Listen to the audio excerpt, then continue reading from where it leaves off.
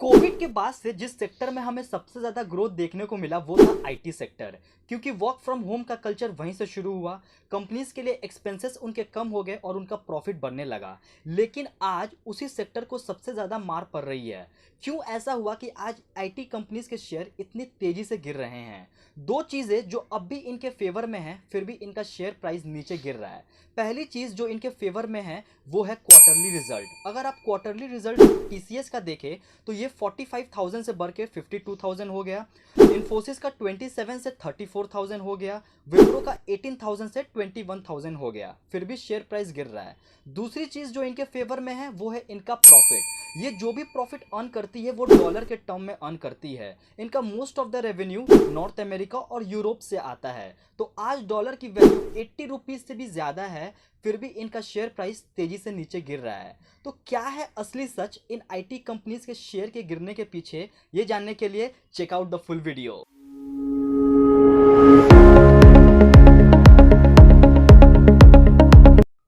हाय everyone, मैं हूं आपका दोस्त और होस्ट विशाल। आज की वीडियो में हम बात करेंगे आईटी कंपनी के शेयर क्यों गिर रहे हैं।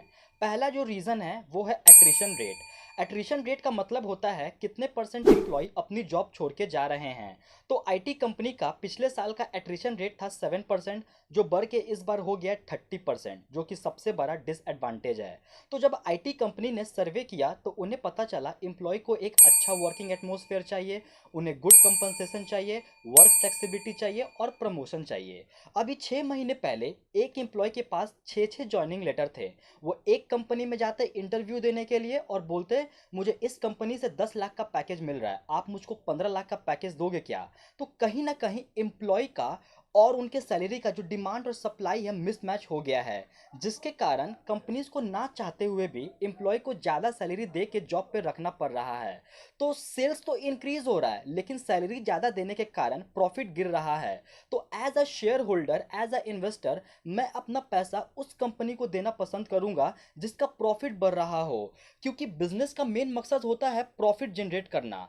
तो बिजनेस है तो प्रॉफिट है, प्रॉफिट है तो बिजनेस है। तो ये था पहला रीजन शेयर के गिरने का। दूसरा रीजन है वो है राइजिंग इन्फ्लेशन। इन्फ्लेशन लाने में सबसे बड़ा हाथ है यूक्रेन और रशिया का, और दूसरा सबसे बड़ा हाथ है फेडरल बैंक का। फेडरल बैंक ने इस बार इंटरेस्ट रेट बढ़ा दिया है, जिसके कारण नॉर्थ अमेरिका और यूरोप में रिसेशन आने का डर है। तो जहां से प्रॉफिट आता है अगर वहीं पे लोग डर रहे हैं तो उसका सीधा असर इंडियन आईटी कंपनीज पे पड़ेगा। ये था दूसरा रीजन शेयर प्राइस के गिरने का। तो मेरा ओपिनियन यही है कि इन आईटी कंपनीज का जो ऑर्डर बुक है वो अभी फुल हो चुका है, जो कि बहुत अच्छी बात है। दूसरी सबसे अच्छी बात ये है कि इंडिया की जो आईटी कंपनी है ना, ये बस सर्विस में डील करती है, इनके प्रोडक्ट आने बाकी है। तो एक बहुत ज़्यादा बड़ी अपॉर्चुनिटीज़ है इन आईटी कंपनीज के लिए। शॉर्ट टर्म में एम्प्लॉय का और उनके सैलरी का जो मारा मारी चल रहा है ना, वो बहुत जल्द खत्म हो जाएगा। लेकिन लॉन्ग टर्म में ये सभी कंपनी बहुत अच्छा परफॉर्म करेगी। और रही बात मेरी इन्वेस्टमेंट की, तो मैं इन कंपनीज में बहुत कम इन्वेस्ट करता हूं, क्योंकि इनका जो रेट ऑफ चेंज है ना बहुत ज़्यादा हाई है। क्योंकि इन कंपनीज को अपने आप को अपडेट करना पड़ता है, नई नई टेक्नोलॉजी में इन्वेस्ट करना पड़ता है, रिसर्च करना पड़ता है, मार्केटिंग फील्ड के आदमी लोग से मिलना पड़ता है। तो ये सब करने से इनका कॉस्ट है, इनका एक्सपेंस है, वो बढ़ जाता है। फॉर एग्जाम्पल नोकिया, कुछ साल पहले ये बहुत बड़ी कंपनी हुआ करती थी। हम में से कोई ऐसा नहीं है जिसके घर में नोकिया का फ़ोन ना आया हो। लेकिन अपने आप को अपडेट ना करने के कारण आज ओप्पो और वीवो है मार्केट लीडर।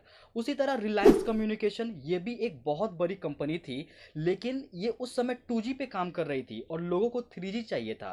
तो अपने आप को फिर से अपडेट ना करने के कारण ये भी आज बंद हो गई। उसी तरह याहू, जो कि एक बहुत बड़ा प्लेटफॉर्म था सर्च इंजन का, अपने आप को अपडेट नहीं किया इसने, तो गूगल है आज का मार्केट लीडर। तो अपने आप को जो अपडेट नहीं करता है वो कुछ साल बाद बंद हो जाता है। तो मैं उस कंपनी में इन्वेस्ट करता हूं जिसको अपने आप को अपडेट ना करना पड़ता हो, बार बार नई नई टेक्नोलॉजी में इन्वेस्ट ना करता हो, अपने प्रोडक्ट पे ज़्यादा इन्वेस्ट ना करना पड़ता हो, जिसका रेट ऑफ चेंज है ना वो बहुत ज़्यादा स्लो हो। जैसे मैं फॉर्च्यून का रिफाइंड ऑयल जो आता है मैं उसमें इन्वेस्ट करना पसंद करूंगा, HUL का लाइफ बॉय में इन्वेस्ट करना पसंद करूंगा, कोकोनट ऑयल में इन्वेस्ट करना पसंद करूंगा, क्योंकि इनका जो रेट ऑफ चेंज है ना बहुत ज़्यादा स्लो है। इन कंपनीज को अपने आप को अपडेट करने की ज़रूरत नहीं है, बस प्रोडक्ट बनाओ और उन्हें सेल करो। तो this is only and only my opinion for this sector, this is not a stock recommendation for you. अगर आप भी इन्वेस्टिंग सीखना चाहते हैं, कैसे किसी कंपनी के फाइनेंशियल हेल्थ देखे जाते हैं, क्या रेशियो को देखा जाता है, क्या फिल्टर इस्तेमाल किया जाता है, तो आप इस चैनल को सब्सक्राइब करके रख सकते हैं। Till then take care and bye bye.